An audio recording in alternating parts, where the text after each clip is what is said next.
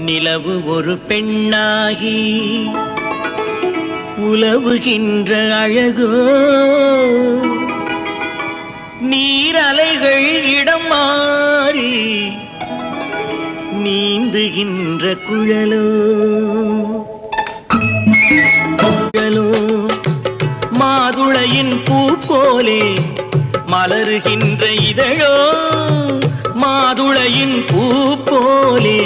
மலருகின்ற இதழோ, மானினமும் மீனினமும் மயங்குகின்ற விழியோ,